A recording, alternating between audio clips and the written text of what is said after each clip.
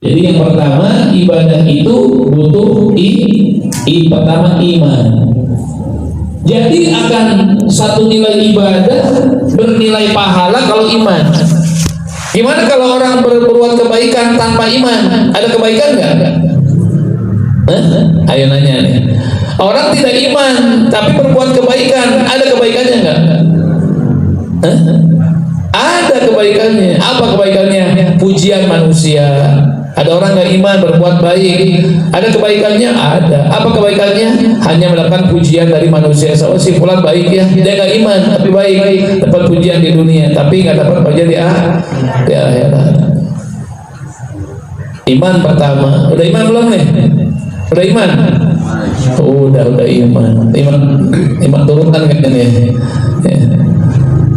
Yang sudah iman butuh apa? Butuh ilmu gitu. Sebab orang kalau ibadah butuh iman terus butuh ilmu. Cari itu ilmu, karena ingin mengabdi bagaimana kepada Allah nggak bisa cara ibadah pakai ilmu dulu gitu. Maka kalau ibadah tanpa ilmu ya mardudatun lakum baru. So kalau kita bikin sesuatu aja pakai ilmu ya kira-kira. Pakai ilmu. Ya. Dulu Amel tuh, ini Amel maksud murid saya masih kecil dulu tuh. Sekarang udah rapi pakai ilmu, pakai kerudung. Dulu nyengsol gitu dah. Iya.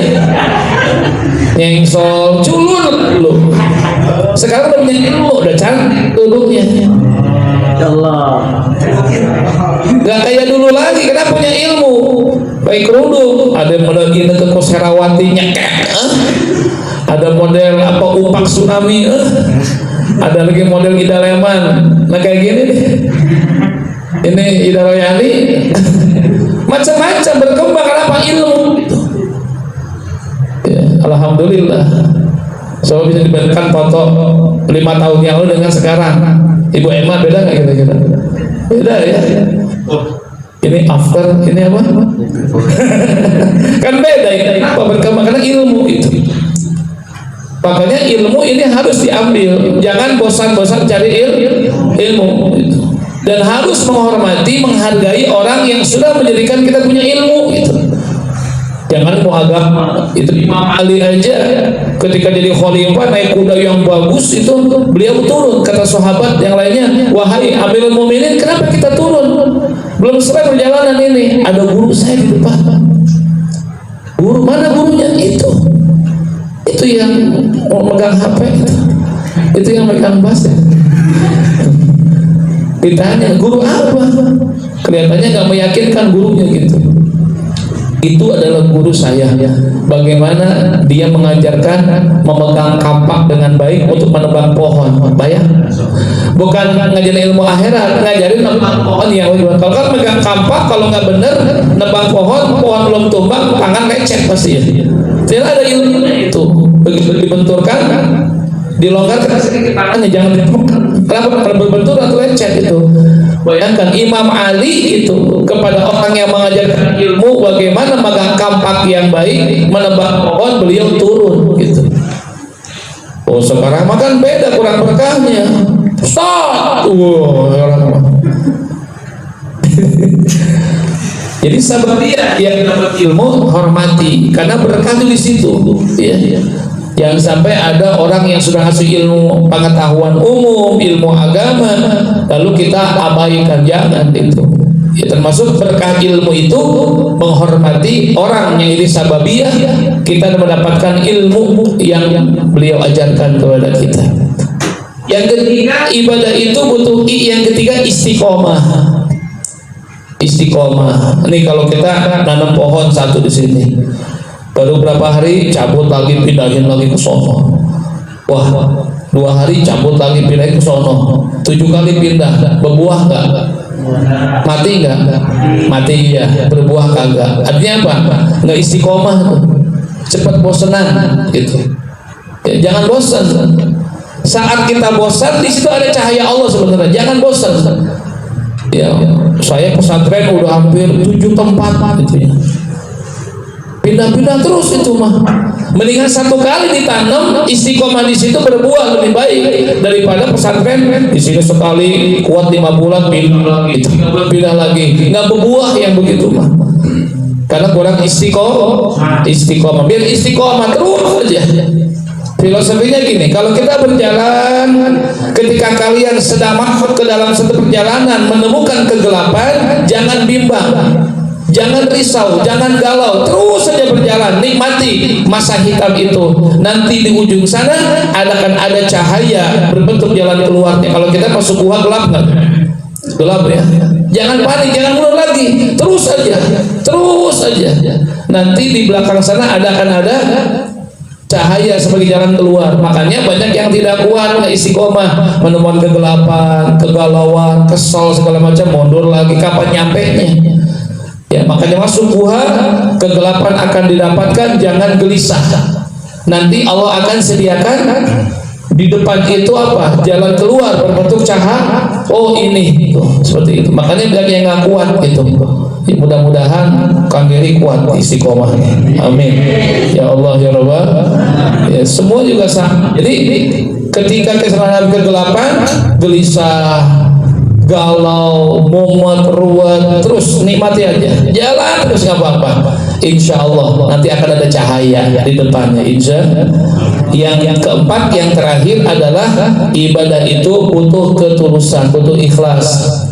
Itulah puncaknya daripada kita mengabdi kepada Allah dan keikhlasan. Makanya kalau ikhlas itu standarnya bukan manusia, tapi Allah Subhanahu wa Ta'ala. Jadi nggak perlu tak manusia, nggak perlu penilaian manusia, nggak perlu di depan pimpinan angguk-anggukan, oh pimpinan hare-hare, itu namanya dia nggak tulus kerjanya. Ya, ada tidak tetap dia melaksanakan kewajiban itu tulus ikhlas. Jadi bukan karena orang gitu, ada orang lihat dia oke, nggak ada dia kembali ke awal, itu berarti nggak ikhlas ya. Jadi pura-pura. Makanya jangan sampai pura-pura ya di depan orang angguk-angguk, nggak ada orang, udah bebas berkeliaran, pun nggak ada, dia begitu. Ketika ada orang, dia berbuat seperti itu lagi, itu nggak bagus namanya. Itu yang pertama. Jadikan ibadah kita dari pertama hingga akhir ini, jadikan nilai ibadah kita kepada Allah Subhanahu wa Ta'ala. Jadi kalau kalian kerja dari awal sampai sekian jam, apakah dunia? Belum tentu dunia. Bisa jadi akhirat itu.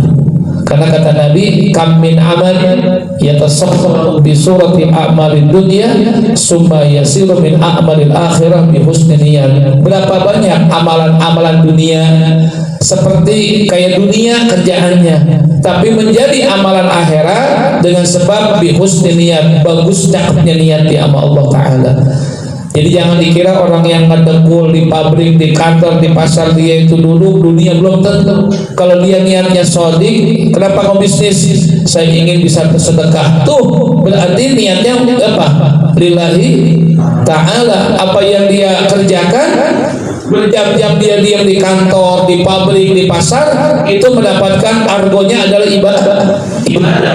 Sebabnya dia kerjakan, saya dagang, saya bisnis, ingin berbagi. Maka nawaitunya itu Allah catat, sekalipun dia duduk di tempat dunia. Tapi kata Nabi, kamin amalin yatasaffaru bi surati a'malil akhirah summa yasirun al dunya bisukin niat. Banyak amalan-amalan yang akhirat kayak sholat, puasa, zakat, itu akhirat. Tapi menjadi amalan dunia kata Nabi dengan sebab bisukin niat, jelek niatnya itu. Tuh, belum tentu orang yang ngumpul di masjid diam berjam-jam pahala akhirat belum tentu. Kalau ininya su'innya, ada orang itikaf sebulan penuh itu. Bagus nggak kira-kira? Bagus nggak? Di masjid bagus itu, diam di masjid sebulan penuh. Ditanya, sampean kenapa itikaf di masjid itu berbulan-bulan, sebulan penuh itu? Mas Apri, kenapa sampai itikaf di masjid sini? Kontrakan mahal Pak Ustaz. Nah ini nih, kalau niatnya kontrakan mahal ya ke masjid, itu itikafnya jadi ibadah. Kenapa kontrakan? Jadi dia di masjid aja diam gitu. Ya. Yang kedua, nih istri gembira nih, suami saya kok nggak pulang-pulang, Ramadan semalaman. Itikaf kali. Wah, alhamdulillah. Begitu pagi datang ke rumah, Bapak itikaf? Enggak. Kenapa? Kekunci di masjid. Kekunci di masjid itu.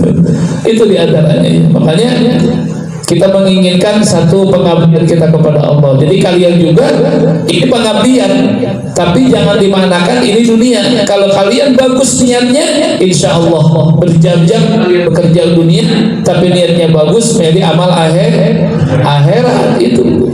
Ya belum tentu orang haji umroh tiap tahun, wah hebat. Kalau pengen dipuji, udah hilang semua amalnya. Jadi belum tentu, kata Nabi seperti itu. Jadi mudah-mudahan dedikasi kalian, tenaga kalian, waktu kalian yang kalian korbankan buat seperti ini menjadi ladang amal di hadapan Allah Subhanahu wa taala. Yang kedua adalah tugas kita menjadi khalifah. Ini ja'ilun fil ardi khalifah. Jadi khalifah yang baik, jadi khalifah yang amanah, dikasih jabatan kerjain yang benar, dikasih wewenang kerjain yang benar, yang sampai mengkhianati kepercayaan kita. Ini adalah khalifah di muka bumi. Karenanya mudah-mudahan biar amanah dunia dan akhirat. Yang terakhir adalah dakwah. Itu tugas Allah kepada kita adalah berdakwah, mengajak kebaikan dan melarang setiap kemungkaran. Yuk ajak saja. Selagi manusia tidak mengikuti nggak masalah. Yang penting kita sudah mengajak manusia untuk berdakwah.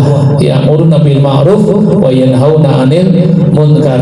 Harus tegakkan. Yang pertama adalah ibadah biar ikhlas. Yang kedua menjadi khalifah dan yang ketiga dakwah dengan istiqamah. Mudah-mudahan Allah Subhanahu wa taala menjadikan kita semua hamba-hamba Allah yang senantiasa menjadikan pilihan-pilihan Allah Subhanahu wa taala menjadi hamba-hamba yang giat dalam menjalankan setiap pengabdian Allah Subhanahu wa taala, hamba yang menjadi khalifah amanah dan hamba yang senantiasa berdakwah, mengajak kepada kebaikan dan melarang kepada kemunkaran. Billahi taufiq wal hidayah. Assalamualaikum warahmatullahi wabarakatuh.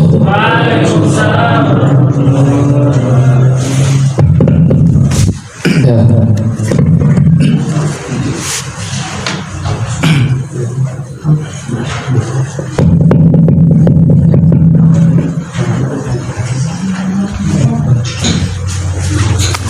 Bantu ibu, bantu.